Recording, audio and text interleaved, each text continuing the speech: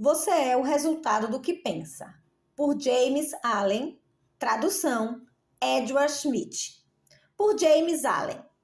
A mente é o poder principal que molda e realiza. E o ser humano é mente. E quanto mais ele usa a ferramenta do pensamento e moldando o que deseja, gera milhares de alegrias e milhares de doenças. Ele pensa em segredo e logo se realiza. A realidade não é nada mais do que a lente do seu olhar. James Allen, de 28 de novembro de 1864 a 24 de janeiro de 1912. Foi um escritor e filósofo britânico conhecido por seus livros inspiradores e poesia. Foi o pioneiro no movimento de livros de autoajuda. Seu trabalho mais conhecido, As a Man Thinketh, foi produzido em grande escala desde sua publicação em 1903. Ele foi uma fonte de inspiração fundamental para diversos autores no campo da autoajuda. Hoje, seus livros estão em domínio público. Prólogo. Esse livro, resultado do estudo e experiência, não tem como objetivo ser um trabalho final sobre tantas coisas que já foram escritas sobre o poder do pensamento.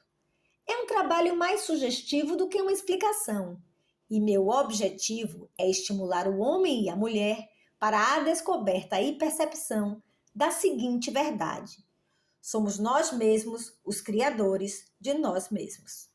Através do controle de nossos pensamentos, que escolhemos e encorajamos, em que a mente é o poder criador, tanto de nossa realidade interna como das circunstâncias externas, e este poder, que usamos até o momento para criar ignorância e dor, possamos daqui para frente usar para criar a iluminação e felicidade. James Allen, Broad Park Avenue, Ilfracombe, Inglaterra. Pensamento e caráter.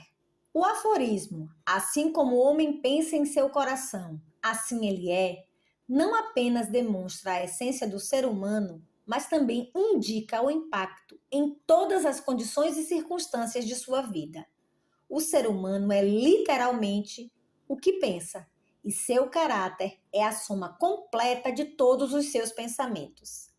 Assim como a planta nasce da semente, da mesma forma, todo ato humano nasce de uma semente de pensamento escondido, e não poderia ter surgido sem ele. Isto se aplica tanto para os atos chamados de espontâneos ou inconscientes, como para os que são executados conscientemente. O ato é o fruto do pensamento, e alegria ou sofrimento são seus frutos. Então, o ser humano colhe frutos doces ou amargos, provenientes do que ele mesmo cultivou. Os pensamentos de nossas mentes nos criaram. O que somos por pensamentos foi trabalhado e construído. Se a mente de um homem possui pensamentos maus, a dor virá para ele da mesma forma que a roda da carruagem vem atrás do cavalo. Se ele resiste na pureza de pensamento, a alegria vai segui-lo, como sua própria sombra, certamente. O homem está evoluindo por lei e não é uma criação do acaso. E a lei da causa e efeito é tão válida e certeira no mundo oculto dos pensamentos como é no mundo das coisas visíveis e materiais. Um ser nobre e criado à semelhança de Deus não é uma criatura do capricho ou do acaso, mas é o resultado natural do esforço contínuo de pensar corretamente. O efeito de um trabalho longo, dedicado e associado com pensamentos puros. Um caráter ignorante e bestial, pelo mesmo processo, é o resultado do abrigo contínuo de pensamentos negativos. O ser humano é feito ou desfeito por si mesmo. Na casa de armas do pensamento, ele forja as armas pelas quais destrói a si mesmo e também desenvolve as ferramentas com as quais ele constrói para si mansões celestes de alegria, força e paz. Pela escolha correta e sincera aplicação dos pensamentos, o ser humano ascende para a perfeição divina. Pelo abuso e aplicação incorreta dos pensamentos, ele desce a um nível inferior ao da besta. Entre estes dois extremos estão todos os níveis de caráter, e o ser humano é o seu criador e mestre. De todas as mais belas verdades pertinentes à alma, que foi restaurada e trazida à luz nesta era, nenhuma é mais regozijante ou cheias de frutos de uma divina promessa e confiança que esta. O ser humano é o mestre do pensamento, o formador de seu caráter e o criador e modelador de suas condições, ambiente e destino.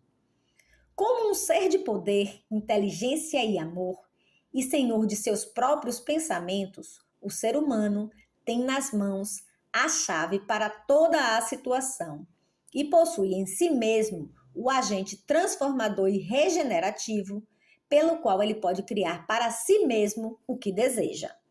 O ser humano é sempre o mestre, mesmo nas suas condições mais fracas e abandonadas. Mas em sua fraqueza e degradação, ele é o mestre tolo que desgoverna a sua própria casa. Quando ele inicia uma reflexão sobre a sua própria condição e procura diligentemente pela lei na qual seu ser está estabelecido, ele então se torna um sábio mestre, dirigindo suas energias com inteligência e criando pensamento para propósitos frutíferos. Assim, é o mestre consciente, e o ser humano apenas pode tornar-se um, descobrindo por si mesmo as leis do pensamento. E descobrir é apenas uma questão de aplicação, autoanálise e experiência prática. Apenas procurando muito e garimpando é que ouro e diamantes são obtidos. E o ser humano pode encontrar qualquer verdade ligada ao seu ser, somente se ele mergulhar profundamente nas minas de sua alma. E assim ele é o fabricante de seu caráter, o moldador de sua vida e o construtor de seu destino. Ele pode inequivocadamente provar, se ele observar, controlar e alterar seus pensamentos, avaliando seus efeitos sobre si mesmo, sobre os outros e sobre sua vida e circunstâncias, fazendo a conexão entre causa e efeito, com paciente prática e investigação, e utilizando toda a sua experiência, mesmo a mais trivial ocorrência cotidiana, com o objetivo de obter o conhecimento de si mesmo, que é o entendimento, sabedoria e poder. Nesta direção, descartando qualquer outra, está a lei absoluta que aquele que procura, acha, e ao que bater, se lhe abrirá. Porque somente com paciência, prática e incessante insistência pode um homem entrar pela porta do templo do conhecimento. Efeitos do pensamento sobre as circunstâncias. A mente do ser humano pode ser comparada com um jardim, que pode ser inteligentemente cultivada ou ser deixada sem cuidados. Mas seja ela cultivada ou negligenciada, deve e irá gerar resultados. Se nenhuma semente útil for cultivada, então sementes de ervas daninhas serão depositadas e irá produzir apenas mato. Somente um jardineiro cultiva seu destino, mantendo-o livre de mato, cultivando flores e frutos que ele necessita.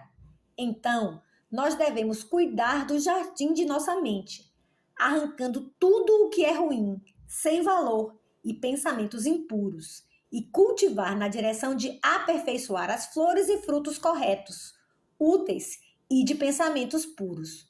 Buscando este processo, o ser humano, mais cedo ou mais tarde, descobrirá que ele é o mestre jardineiro de sua alma, o diretor de sua vida.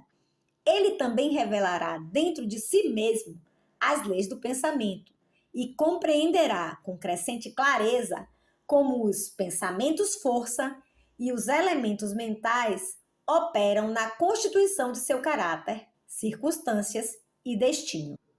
Pensamento e caráter são um, e como um caráter somente pode se manifestar e descobrir-se através do ambiente e circunstâncias da vida, a condição externa da vida de uma pessoa estará sempre harmoniosamente relacionada com o seu estado interno. Isto não significa que as circunstâncias de uma pessoa num determinado momento são a indicação completa de seu caráter, mas que aquelas circunstâncias estão intimamente ligadas com algum elemento pensamento vital naquela fase de vida, que são indispensáveis para o seu desenvolvimento. Toda a pessoa encontra-se na situação atual devido às leis de seu próprio ser. Os pensamentos que ele construiu em seu caráter trouxe ele até aqui. E na organização de sua vida não existe nenhum elemento do acaso, mas tudo é o resultado de uma lei que não falha. Isto é tão verdadeiro para aqueles que se sentem fora de harmonia com o seu meio, como para aqueles que se sentem perfeitamente felizes onde estão. Sendo um ser em progresso e evolução, o ser humano está na situação atual para que aprenda que pode crescer. Na medida em que ele aprende as lições espirituais que cada circunstância apresenta para si, ele supera e dá espaço para novas circunstâncias. O ser humano está sujeito às circunstâncias na medida em que ele acreditar que é uma criatura fruto das condições externas. Porém, quando compreender que ele é o poder criador e que pode comandar o solo e as sementes que estão ocultos em seu ser para fora destas circunstâncias, então se tornará o mestre de si mesmo. Todo homem que praticou o autocontrole e autopurificação sabe que as circunstâncias podem se alterar com o pensamento, pois ele percebe que suas circunstâncias se alteram na mesma proporção que sua nova condição mental.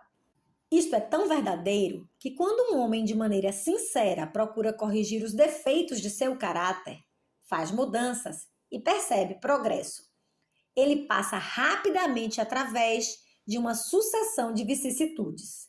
A alma atrai o que ela secretamente abriga, tanto o que secretamente ama como aquilo que teme.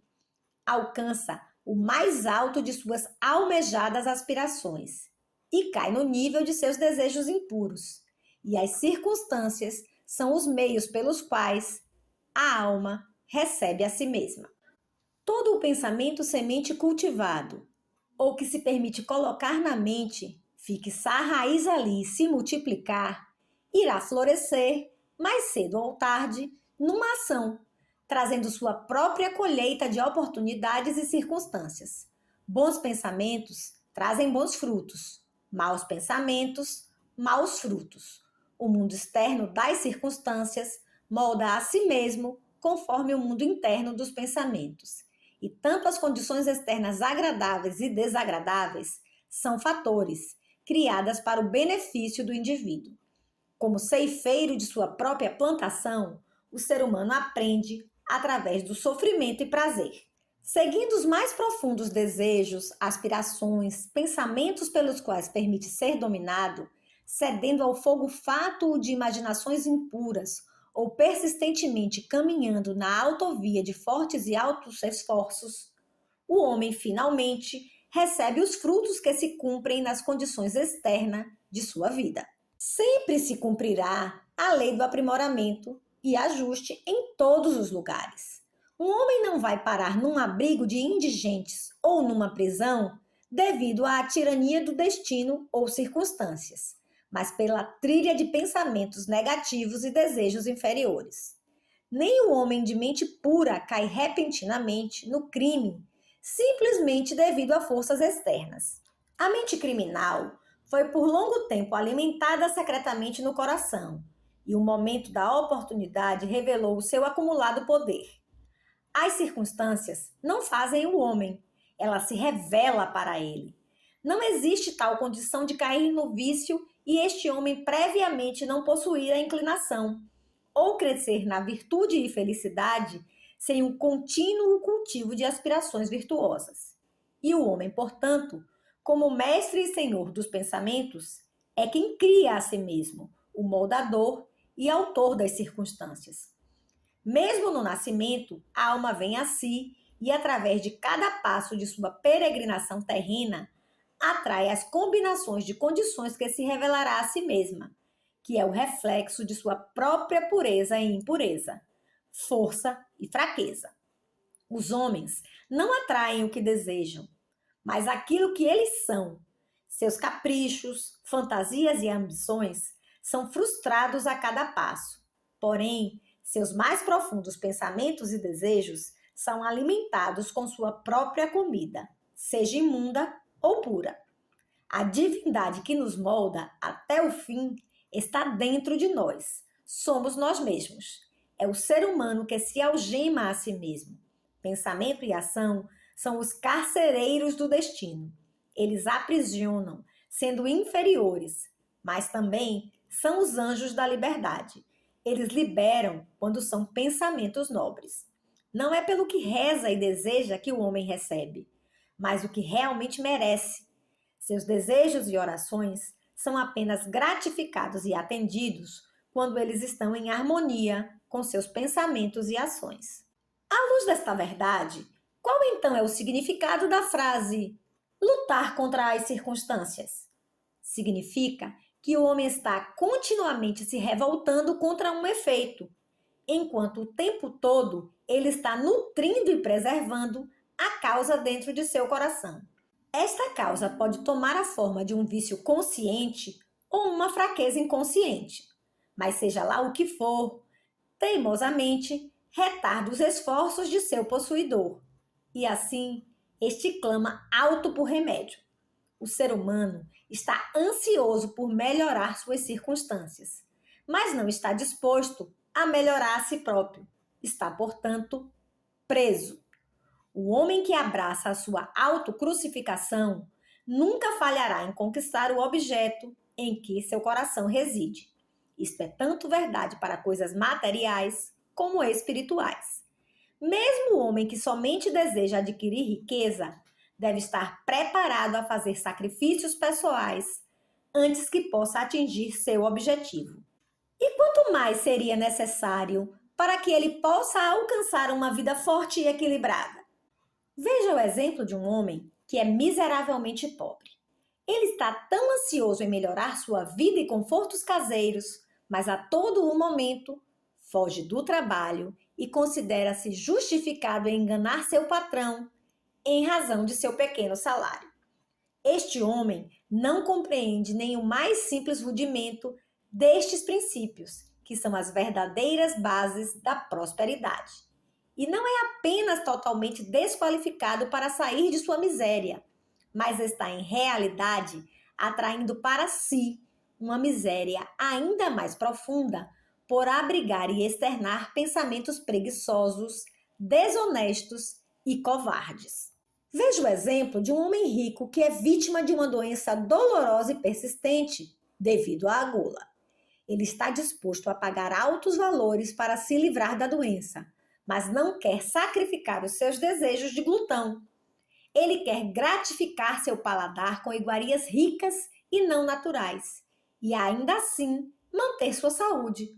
Esse homem é totalmente incompatível com a saúde, porque não aprendeu os princípios básicos para uma vida saudável. Veja o exemplo de um patrão que adota medidas ilegais para não pagar os salários obrigatórios e, na esperança de fazer lucro, reduz o salário de seus trabalhadores. Este homem é incompatível com a prosperidade e, quando se encontrar falido, tanto financeiramente como de sua reputação, irá culpar as circunstâncias, sem saber que apenas ele é o responsável por sua condição. Eu apresentei estes 3 casos apenas como mera ilustração sobre a verdade de que o homem é o causador, quase sempre inconscientemente, de suas circunstâncias. E desta forma, embora almejando um final feliz, ele está continuamente frustrando sua meta por encorajar pensamentos e desejos que não podem se harmonizar com o fim desejado.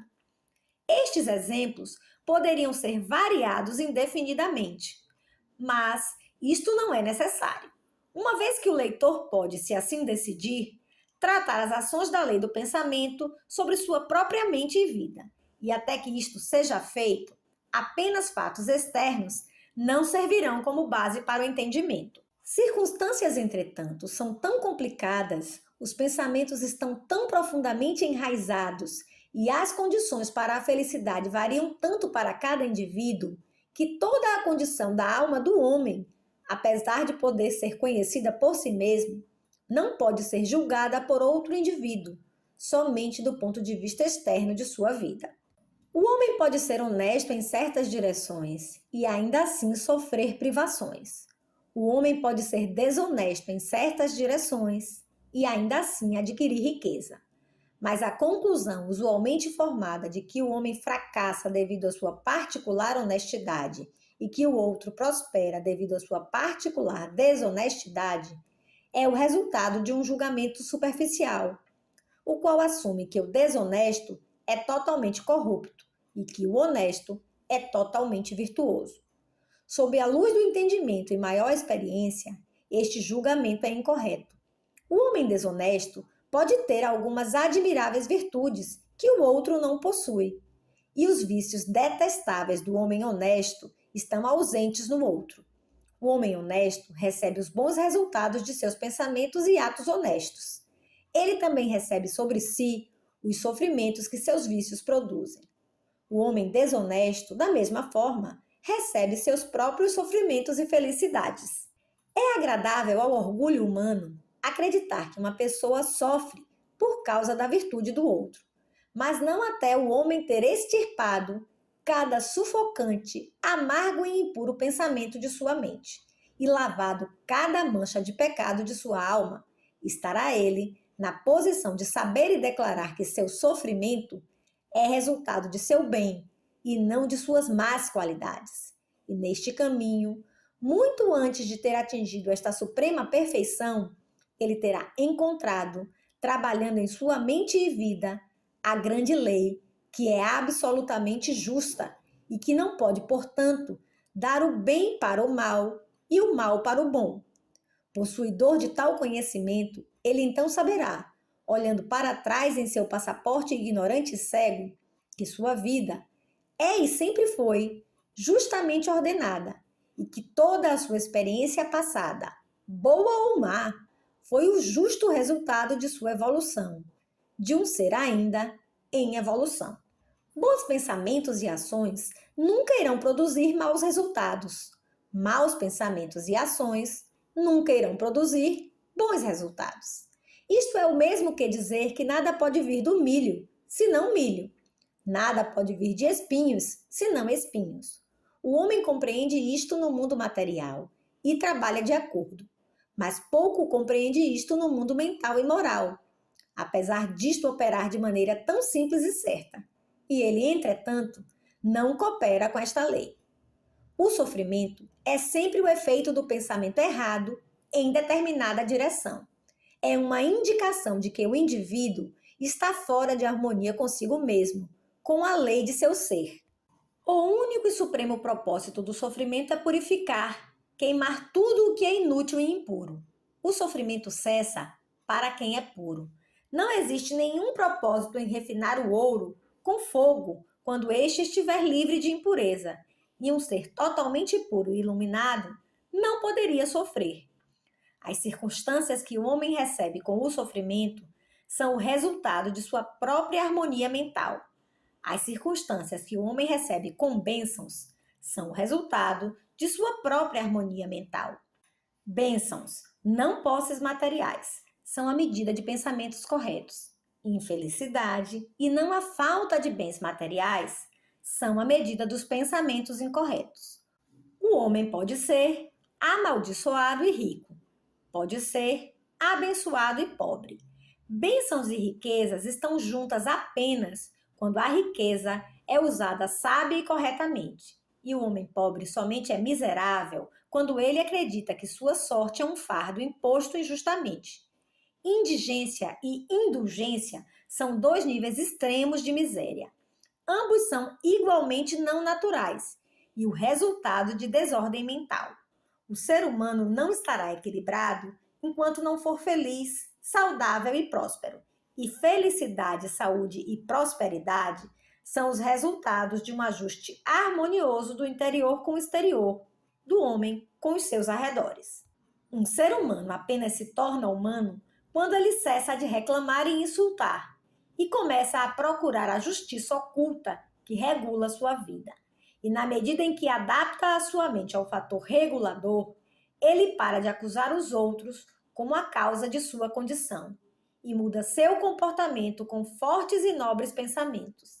Ele para de brigar contra as circunstâncias e começa a usar as circunstâncias como ferramenta para o seu mais rápido progresso e como meio para descobrir o seu poder interior e as possibilidades dentro de si.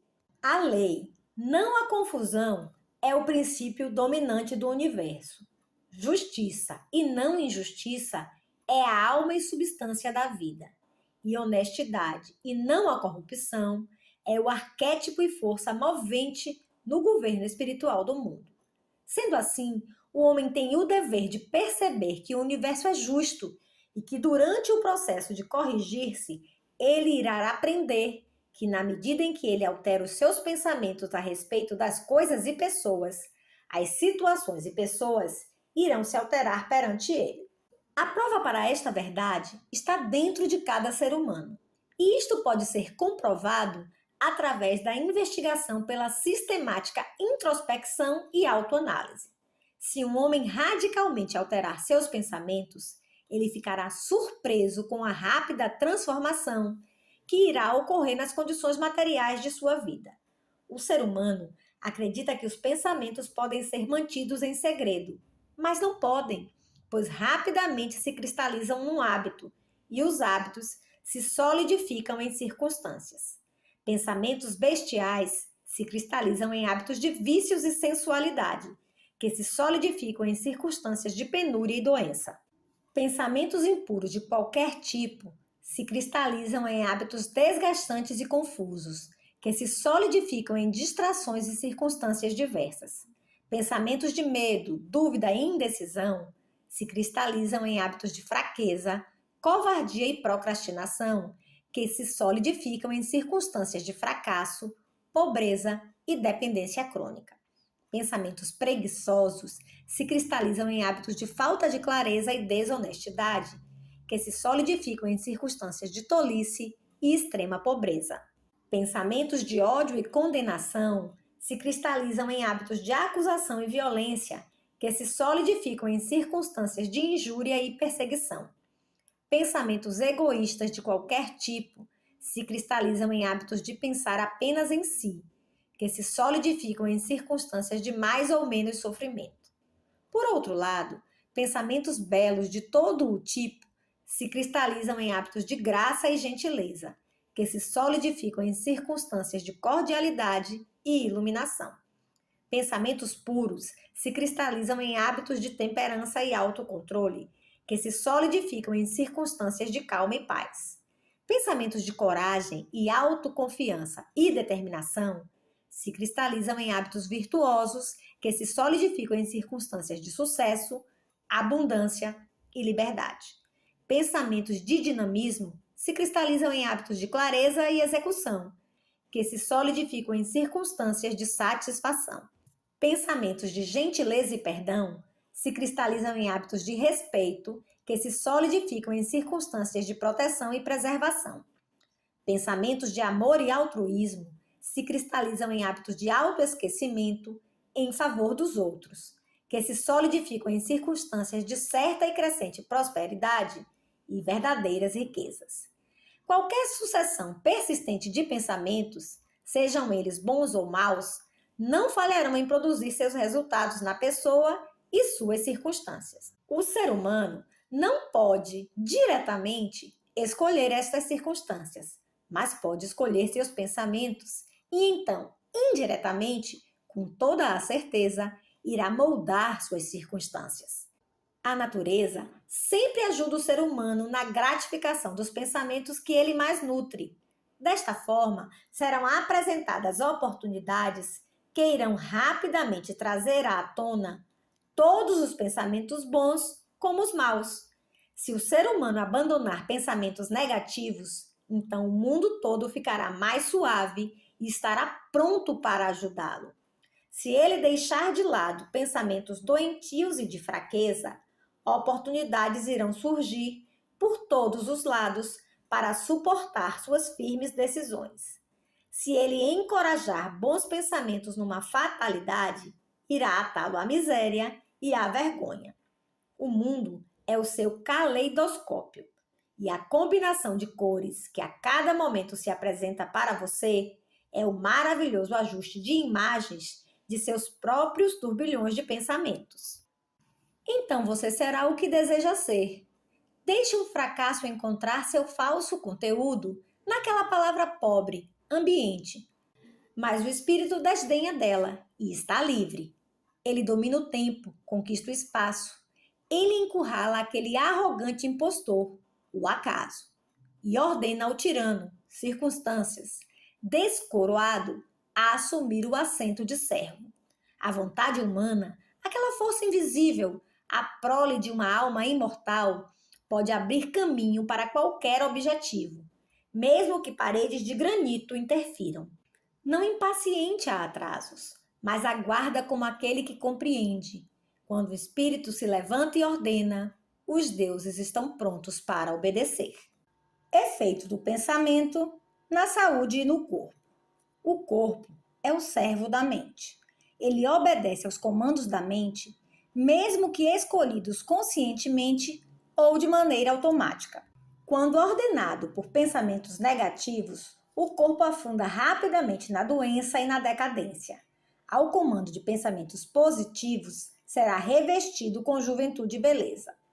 Doença e saúde, como as circunstâncias, estão enraizadas no pensamento. Pensamentos doentes irão se expressar num corpo doente. Sabe-se que pensamentos de medo podem matar um homem tão rapidamente como um projétil, e eles estão continuamente e certamente matando milhares de pessoas, embora menos rapidamente. As pessoas que vivem com medo da doença são as pessoas que ficam doentes. A ansiedade rapidamente desmoraliza o corpo todo e abre as portas para a doença. Enquanto existir pensamentos impuros, mesmo que não impostos fisicamente, em breve irão atacar o sistema nervoso. Pensamentos fortes, puros e felizes constroem um corpo vigoroso e gracioso. O corpo é um instrumento maleável e delicado, que responde rapidamente aos pensamentos pelos quais for impresso, e hábitos de pensamento irão produzir seus próprios efeitos, bons ou maus, sobre ele. O ser humano terá um sangue envenenado e impuro enquanto propagar pensamentos impuros. De um coração puro surge uma vida pura e um corpo puro. De uma mente poluída surge uma vida poluída e um corpo decadente. O pensamento é a fonte da ação, vida e manifestação. Torne a fonte pura e tudo será puro. A mudança da dieta não irá ajudar a pessoa que não alterar seus pensamentos. Quando uma pessoa torna seus pensamentos puros, não irá mais desejar alimentos impuros. Pensamentos puros criam hábitos puros. Os ditos santos que não lavam o seu corpo não são santos. Aquele que fortificou e purificou seus pensamentos não precisa se preocupar com micróbios. Se você deseja proteger o seu corpo, guarde sua mente. Se você deseja renovar seu corpo, embeleze sua mente. Pensamentos de malícia, inveja, desapontamento, depressão assaltam o corpo de sua saúde e graça. Um rosto depressivo não ocorre por acaso. É criado por pensamentos depressivos. Rugas que desfiguram são causadas pela estupidez, paixão e orgulho. Eu conheço uma mulher de 96 anos que tem o brilho e o rosto inocente de uma menina. Eu conheço um homem bem abaixo da meia-idade, cuja face está desfigurada por contornos desarmoniosos. Um é o resultado de predisposições doces e iluminadas. O outro é o fruto da paixão e descontentamento. Você não pode ter uma residência saudável e agradável, a não ser que permita que seja arejada e entre luz nos quartos. Da mesma forma, um corpo forte e jovial, feliz e sereno, somente poderá ser resultado da livre admissão na mente de pensamentos de felicidade, boa vontade e serenidade. Na face dos mais velhos existem rugas marcadas pela simpatia, outros devido a pensamentos fortes e puros, e outros marcados pelas paixões. Quem não é capaz de distingui-los? Aqueles que viveram de maneira correta, a velhice é calma, pacífica e agradavelmente amadurecida como o pôr do sol. Recentemente, eu visitei um filósofo em seu leito de morte. Ele era velho apenas na idade. Morreu de maneira doce e pacífica, da mesma forma que viveu. Não existe melhor médico que pensamentos positivos para afastar as doenças do corpo. Não existe conforto comparável com a boa vontade em afastar as sombras da dor e tristeza. Viver continuamente em pensamentos de má vontade, cinismo, suspeita e inveja é estar confinada a uma prisão construída por você mesmo. Mas pensar bem de tudo, ser otimista com tudo, pacientemente aprender a encontrar o bem em tudo. Tal pensamento altruísta é o próprio portal para o céu. E viver dia após dia em pensamentos de paz em relação a toda a criatura irá trazer paz abundante para você. Pensamento e propósito. Até o pensamento estar ligado com propósitos, não haverá conquistas inteligentes. A grande maioria permite que os ruídos dos pensamentos fiquem à deriva no oceano da vida. A falta de propósito é um vício e tal condição não pode continuar para aquele que desejar acertar o prumo para longe da catástrofe e destruição. Aqueles que não possuem um propósito central e suas vidas são presas fáceis de preocupações mesquinhas, medos, problemas e autopiedade, sendo tudo isto indicação de fraqueza, que leva tão certo quanto pecados deliberadamente planejados, apesar de por vias diferentes ao fracasso, infelicidade e perda, porque a fraqueza não pode persistir num universo de poder evolutivo. O homem deve possuir um legítimo propósito em seu coração e dedicar-se a realizá-lo. Ele deve fazer deste propósito o ponto central de seus pensamentos. Pode assumir a forma de um ideal espiritual ou pode ser um objeto mundano, de acordo com sua natureza no momento de existência, mas qualquer que seja, ele deve consistentemente focar seu pensamento-força sobre este objeto que definiu para si. Ele deve fazer deste propósito seu dever supremo e deve devotar a si mesmo para atingi-lo, não permitindo que seus pensamentos sejam desviados para fantasias efêmeras, anseios e imaginações. Este é o caminho real para o autocontrole e a verdadeira concentração de pensamentos. Mesmo que ele fale diversas vezes em atingir seu propósito, como é necessário até que supere a fraqueza, a força de caráter que ganhará será medida pelos seus verdadeiros sucessos. E isto irá formar um novo ponto de partida para futuro poder e triunfo. Aqueles que não estão preparados para o desafio de grandes propósitos devem fixar seus pensamentos sobre a perfeita execução de seus deveres. Não importa o quão insignificantes as tarefas sejam. Somente desta forma, os pensamentos podem se tornar coesos e com foco. Resultados e energia são desenvolvidas, e uma vez realizadas, não existirá mais nada que não possa atingir. A alma mais fraca, conhecendo sua própria fraqueza e acreditando nesta verdade, que a força só pode ser desenvolvida pelo esforço e prática, irá então se esforçar. E adicionando esforço após esforço, paciência após paciência, força após força, jamais cessará de melhorar.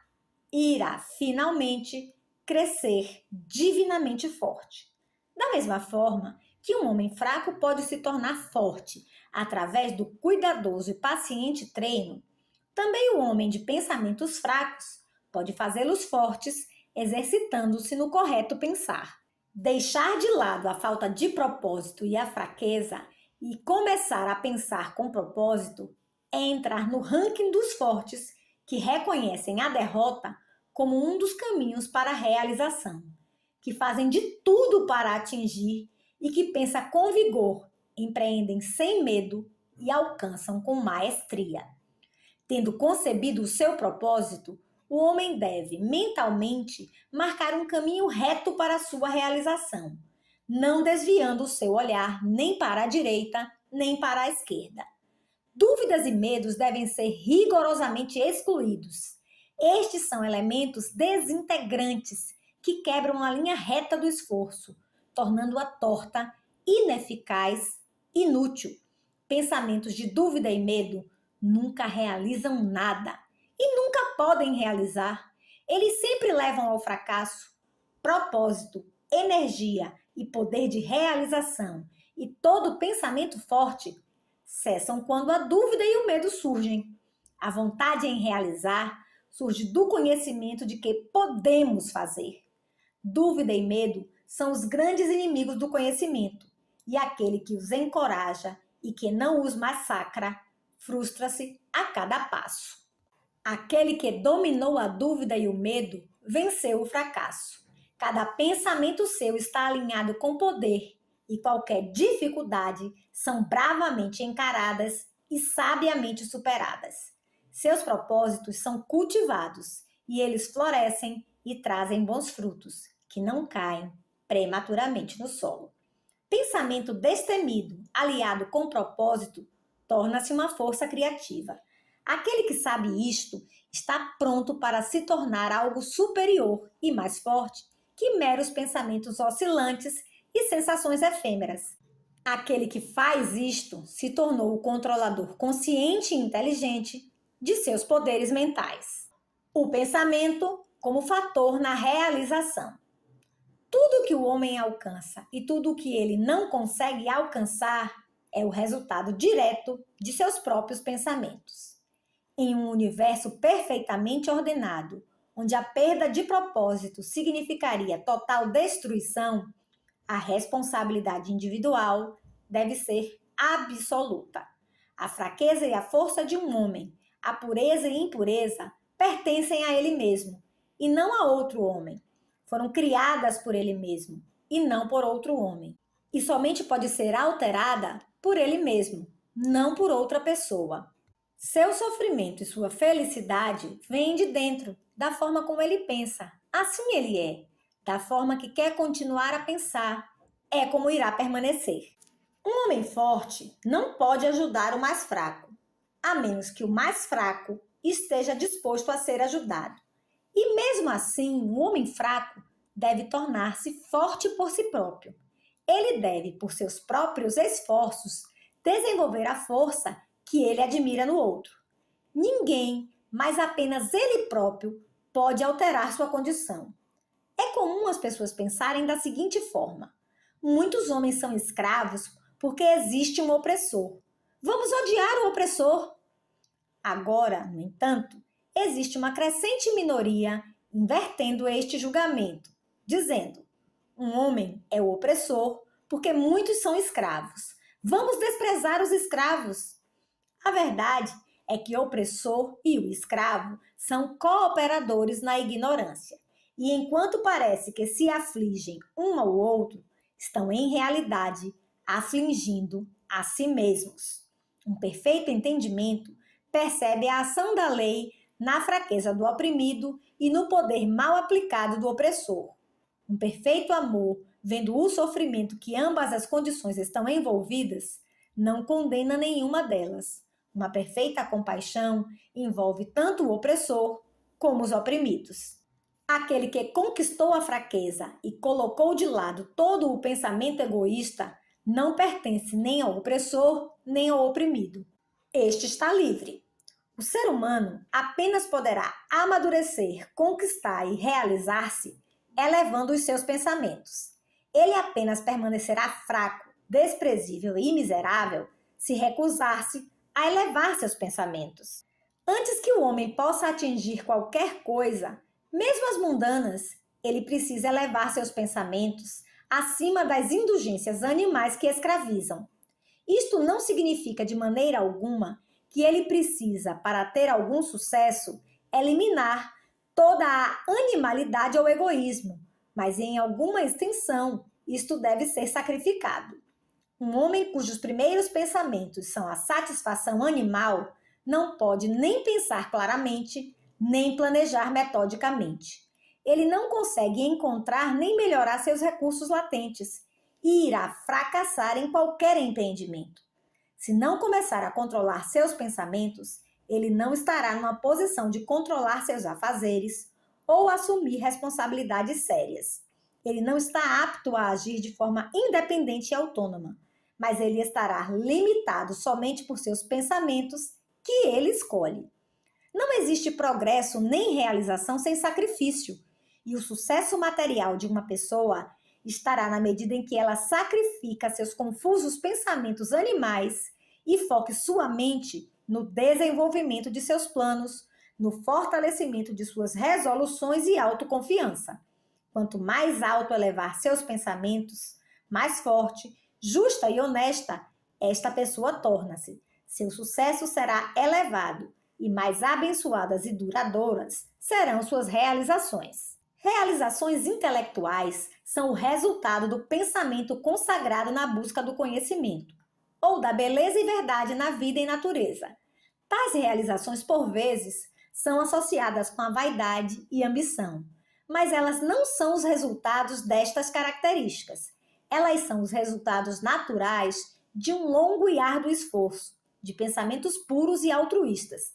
Realizações espirituais são a consumação de aspirações sagradas. Aquele que vive constantemente na concepção de pensamentos nobres e elevados, que mergulha em tudo o que é puro e altruísta, tão certo como o sol atinge o zênite e a lua fica cheia, irá tornar-se um sábio e uma pessoa nobre, e crescerá numa posição de influência e muitas bênçãos. Uma realização de qualquer tipo é a coroa do esforço, o diadema do pensamento. Com o auxílio do autocontrole, determinação, pureza, retidão e um pensamento bem direcionado, o ser humano ascende. Com o auxílio das paixões animais, indolência, impureza, corrupção e confusão de pensamentos, o ser humano sucumbe. Uma pessoa pode alcançar grande sucesso no mundo e também grande avanço espiritual. E mesmo assim, cair na fraqueza e miséria se permitir que pensamentos arrogantes, egoístas e corruptos tomem conta de si.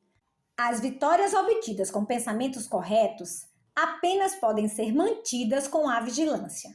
Muitos se acomodam quando o sucesso é atingido e rapidamente caem novamente no fracasso.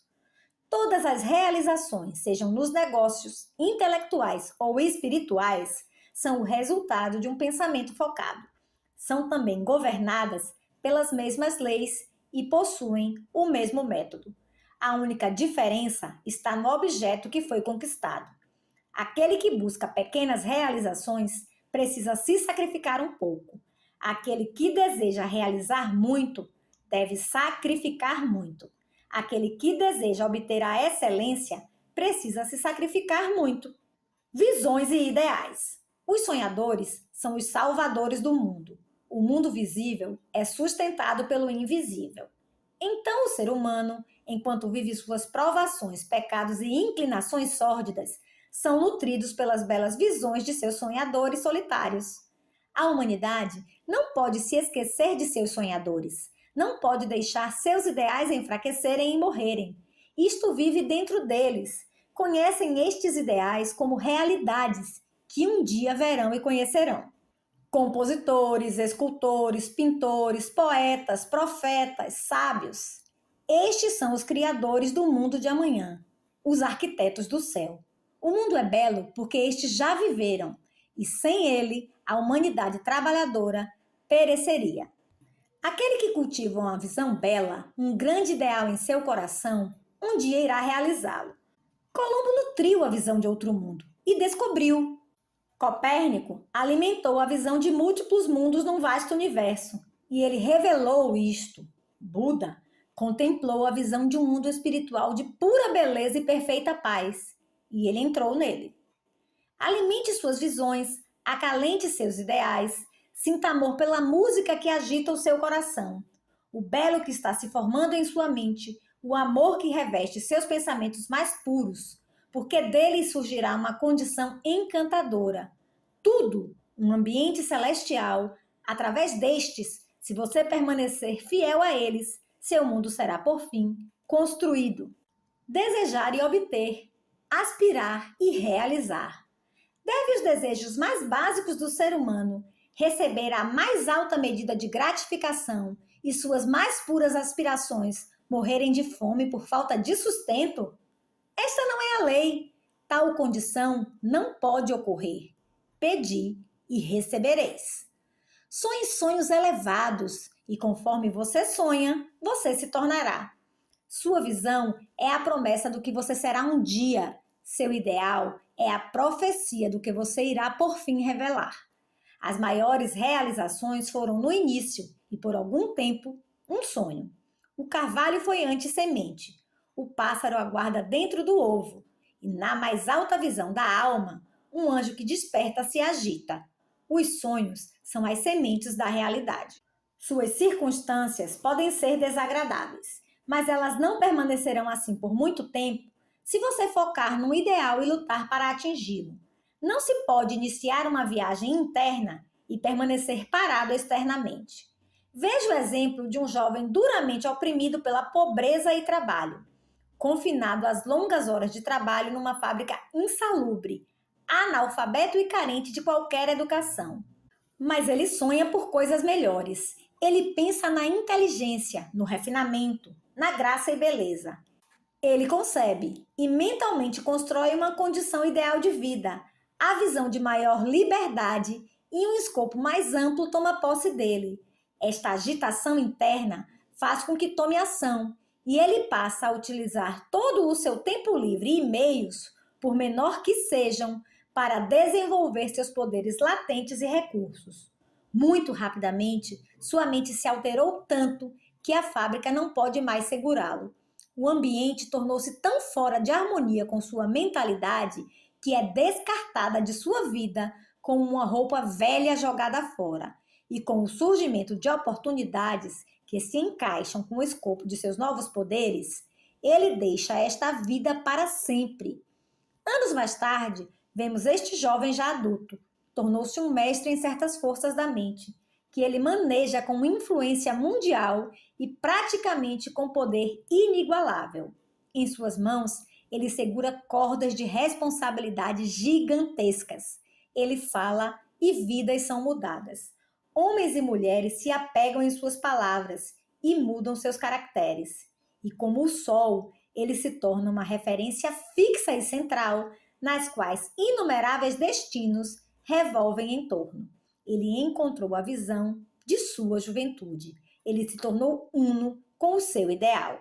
E você também, jovem leitor, irá perceber a visão, não aquele desejo fugaz de seu coração, seja ele básico ou belo, ou uma mistura de ambos, porque você sempre irá gravitar em torno daquilo que você secretamente mais ama.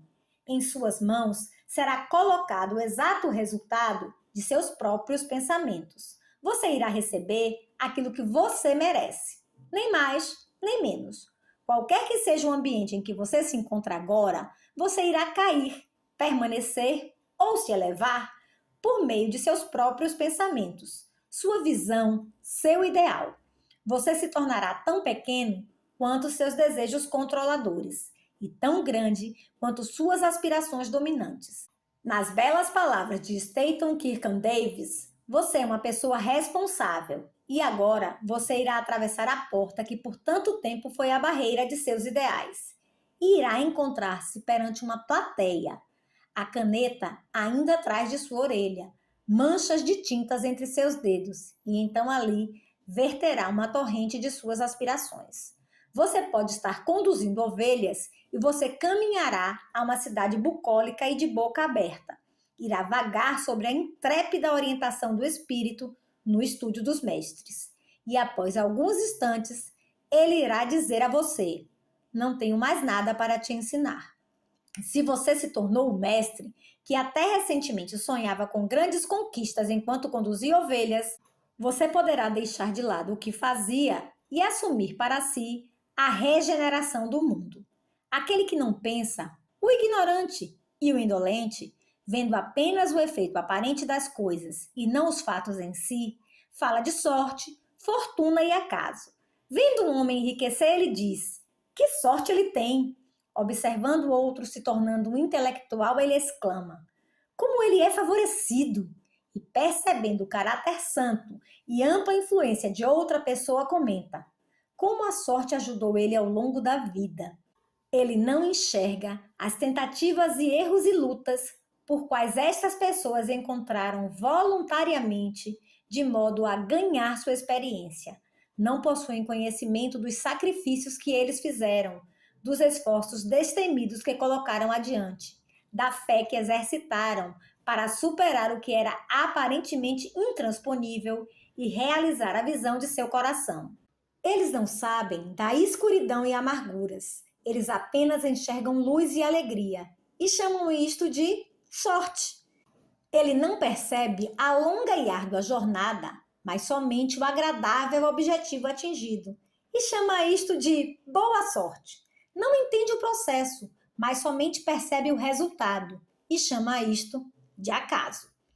Em todos os assuntos humanos existem esforços e existem resultados, e a força dos esforços é medido pelos resultados. Acaso não existe. Prêmios, poderes, bem materiais, intelectuais e espirituais são frutos do esforço. Eles são pensamentos finalizados, objetivos alcançados e visões realizadas. A visão que você glorifica em sua mente, o ideal que você entroniza em seu coração, com isto você irá construir sua vida. Isto você irá se tornar. Serenidade. Calma da mente é uma das belas joias da sabedoria. É o resultado de um longo e paciente esforço de autocontrole. Sua presença é o indicador de uma experiência madura e mais que uma compreensão normal sobre as leis e a operação do pensamento. Um homem se torna calmo na medida em que compreende a si mesmo como um ser pensante em evolução, porque tal conhecimento necessita do entendimento de outros como resultado do pensamento. E conforme ele desenvolve o correto entendimento e enxerga mais e mais claramente as relações internas das coisas pela ação da causa e efeito, ele deixa de perturbar-se, preocupar-se e lamentar-se e mantém equilibrado, firme e sereno. O homem calmo, que aprendeu como governar a si mesmo, sabe como adaptar-se aos outros, e estes, em retorno, reverenciam sua força espiritual e sentem que podem aprender com ele e confiar nele. Quanto mais tranquilo um homem se torna, maior será o seu sucesso, sua influência e seu poder para o bem. Mesmo o empreendedor comum irá encontrar em seu negócio aumento de prosperidade na medida em que ele desenvolve maior autocontrole e equanimidade, pois sempre irão preferir negociar com um homem cujo comportamento é firmemente estável. O homem forte e calmo é sempre amado e reverenciado. Ele é como uma árvore com boa sombra numa terra árida, ou uma rocha acolhedora numa tempestade. Quem não ama um coração tranquilo, uma vida doce e equilibrada? Não importa se chove ou brilha, ou qualquer mudança que venha para estes possuidores desta bênção, porque eles serão sempre doces, serenos e calmos. Este raro equilíbrio de caráter que chamamos de serenidade é a última lição de cultura, os frutos da alma. São preciosos como a sabedoria, mas desejosos que o ouro, sem dúvida, mesmo o mais fino ouro. Quão insignificante a busca pelo dinheiro parece, em comparação com uma vida serena, uma vida mergulhada num oceano de verdade, abaixo das ondas, além do alcance das tempestades, numa eterna paz. Quantas pessoas nós conhecemos com vidas amarguradas que arruinam tudo o que é doce e belo devido a um temperamento explosivo que destrói seu equilíbrio de caráter e criam um sangue ruim? É um ponto a se pensar se a maioria das pessoas não arruinam suas vidas e estragam sua felicidade por falta de autocontrole. Quão poucas pessoas conhecemos na vida que são bem equilibradas, que possuem aquele raro equilíbrio que é a característica de um caráter completo. Sim, a humanidade surta com paixões descontroladas, está tumultuada com desgovernada tristeza, está explodindo pela ansiedade e dúvida. Somente o homem sábio, apenas aquele cujos pensamentos são controlados e purificados fazem os ventos e tempestades da alma lhe obedecerem.